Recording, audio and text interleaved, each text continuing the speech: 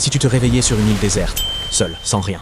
Voici ce que ton corps ferait vraiment dans l'ordre. Jour 1. Ton cerveau fait quelque chose de remarquable. Il arrête la panique, il commence la liste, eau, feu, abri, nourriture. Dans cet ordre exact, c'est l'évolution, pas toi, l'évolution. Jour 3. Sans eau, tu es mort en 72 heures. Ton cerveau ressent la soif avant que ton sang perde 2% de son volume.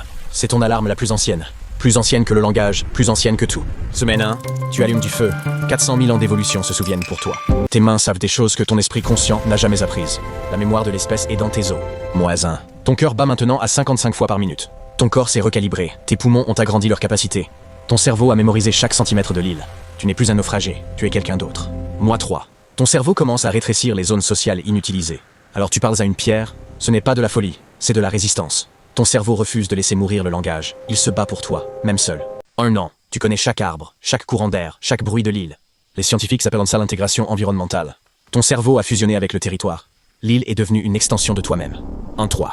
Ton cerveau a perdu une partie de son architecture sociale. Il ne reconnaît plus les visages aussi facilement. Il a échangé cette capacité contre autre chose. Quelque chose que les gens de la ville n'auront jamais. La question est, lequel des deux est le vrai toi? And sync. Un bateau, ton cœur passe de 52 à 130 battements. En une fraction de seconde. La même alarme biologique que le jour du naufrage. Mais cette fois dans l'autre sens, ton corps reconnaît la fin avant que ton esprit la comprenne. De retour en ville, et quelque chose ne va pas. Le bruit te blesse, les visages te fatiguent, les murs te compriment. Les rescapés le confirment tous, l'île ne les quitte jamais vraiment. Quelque chose là-bas a réorganisé l'ordre de ce qui compte. La vraie question n'est pas combien de temps tu survivrais. Épisode 5 demain. Et si tu vivais 1000 ans? C'est ce qu'il resterait de toi après. Et si tu étais plus toi-même sur l'île qu'en ville? Commente, Hul ou ville.